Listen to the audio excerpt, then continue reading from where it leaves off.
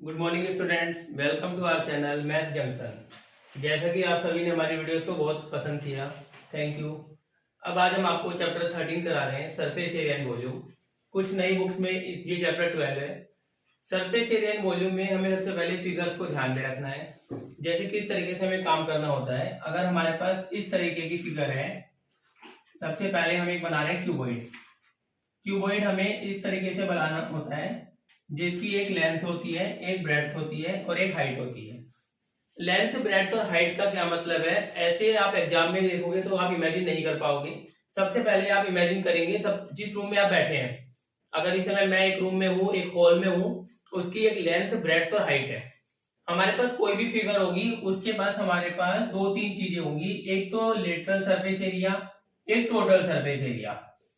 अब lateral surface area और total surface area का क्या फर्क होता है वो बता देता हूँ। लेटरल सरफेस एरिया का मतलब है सिर्फ चारों दीवारें।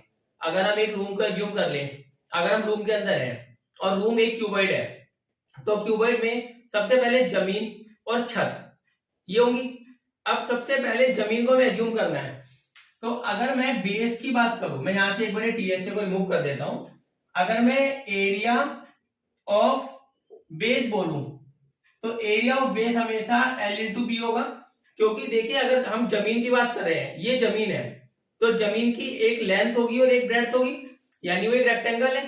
तो एरिया ऑफ बेस तो हमारा हो गया L इंटू बी। जो जमीन का होगा वही टॉप का हो जाएगा, यानी एरिया ऑफ टॉप ये भी हो गया L इंटू बी, क्योंकि जितनी जमीन हिस्से पे होगी उतने ही हिस्से पे हमारा टॉप होगा। ठीक है, अब आती है चारों साइडों की बात। चारों साइडों में एरिया ऑफ फोर वॉल्स, ये क्या हो जाएगा, BH मतलब बेस इंटू हाइट, और ऐसे दो का हो जाएगा HL मतलब हाइट इंटू लेंथ। तो ये मैं कह सकता हूं 2BH प्लस HL। तो अगर मैं बात करूं यहीं पे LSA की, तो ये मेरा लेटरल सरफेस हो गया 2BH प्लस HL या 2HB प्लस L। चारों साइडों का एरिया हो गया, यानी कि चारों वॉल्स का एरिया, या हम कह सकते हैं लेटरल सरफेस एरिया।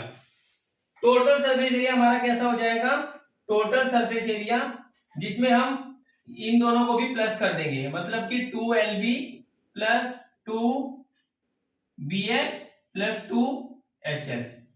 2 कॉमन ले लेंगे तो LB plus BH plus HL। बिल्कुल भी रटना नहीं है, कंसेप्ट को ध्यान में रखना है। ये ऐसा मैंने इसलिए सिखाया है, कई बार एग्जाम में क्या आता है, अगर हम बात करते हैं कि हमारा एक कंटेनर है जिसकी 5 साइड हैं, वो टॉप से खुला है। अगर टॉप से खुला है तो यानी हमें सबसे पहले क्या रिमूव करना है, LB। दो तरीके हो सकते हैं, या तो मैं इस पूरे का एरिया निकाल लूं और उसमें से एक LB को माइनस कर दूं, या फिर मैं चारों साइड्स का एरिया निकाल लूं और एक LB को प्लस कर दूं। ये ध्यान में इसलिए रखने वाली बात है क्योंकि पेपर में एग्जामिनर कोई सी भी एक साइड को हटा सकता है। अगर जमीन और छत को हटा रहे हैं तो हमेशा LB, और बाकी चारों साइडों में से किसी को हटा रहे हैं तो चाहे तो हम BH को हटा लेंगे, चाहे HL को हटा लेंगे। क्लियर है, नोट डाउन।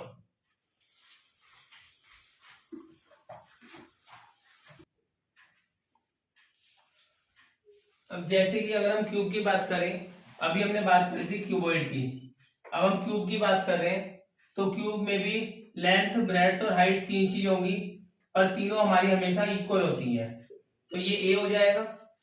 अब अगर मैं क्यूब में वही LSA की बात करूं, तो उसमें हमारा 2BH प्लस HL था, तो ये 2 हो गया, इसकी जगह भी A, इसकी जगह भी A।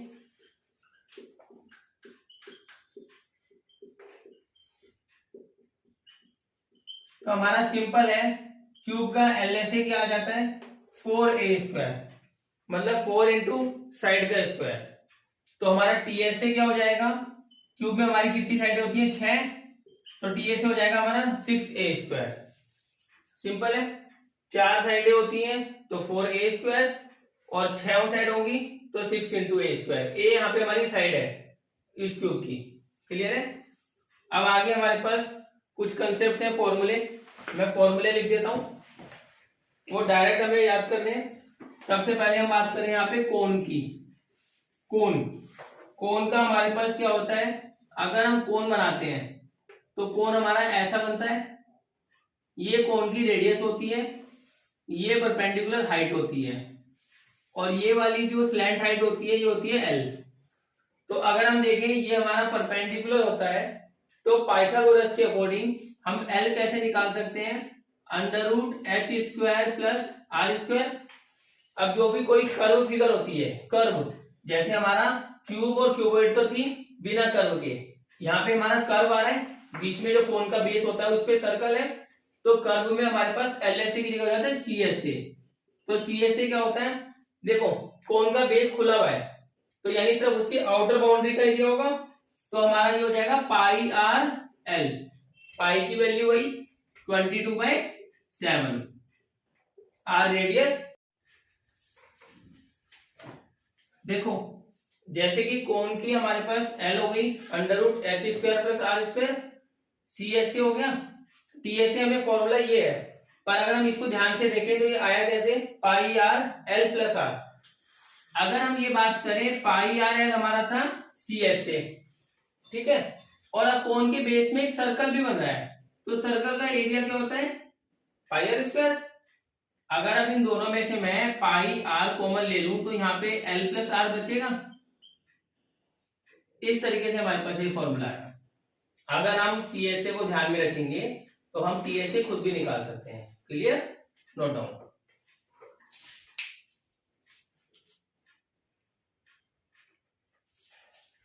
अब हम बात करते हैं सिलेंडर की। सबसे पहले अगर हम देखें तो सिलेंडर हमारा इस तरीके का होता है, ये फिगर होती है, ये हमारी होती है सिलेंडर की हाइट, और ये जो होता है एक सर्कल है, तो यानी इसको अगर हम पूरी लेंथ को देखें तो ये हमारा होता है 2 पाई आर।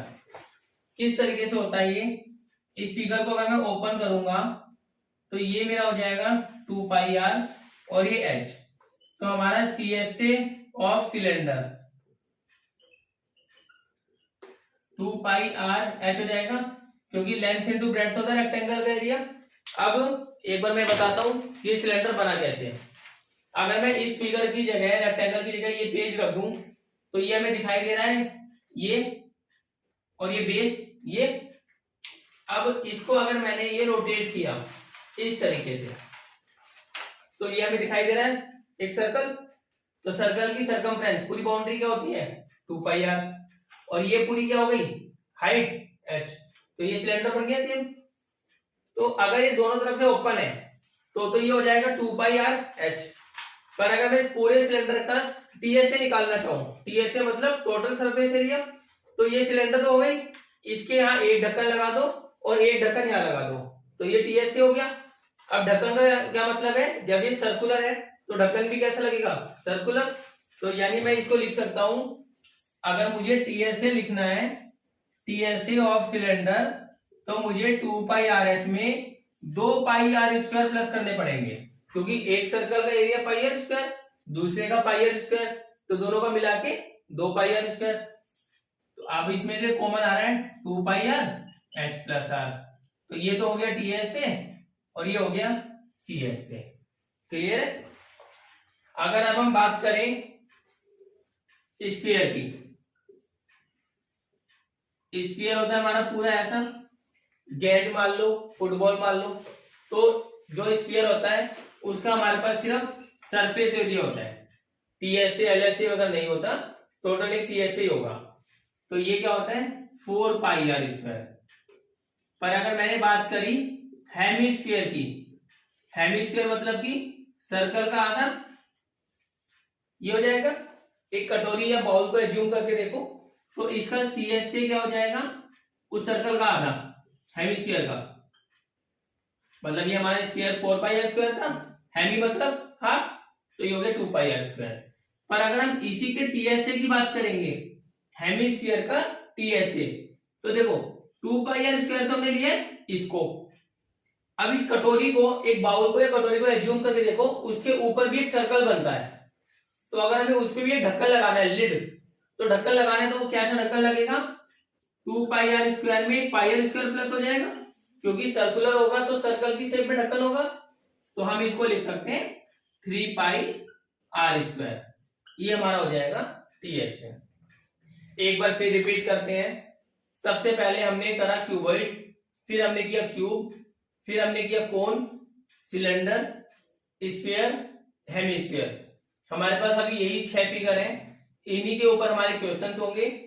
इन्हीं फिगर को वो क्या करेंगे, कंबाइन कर देंगे पेपर में। जैसे अगर हमने सिलेंडर के ऊपर कोन रखा हुआ है, सिलेंडर के ऊपर हेमिस्फीयर रखा हुआ है, उससे रिलेटेड क्वेश्चंस आएंगे।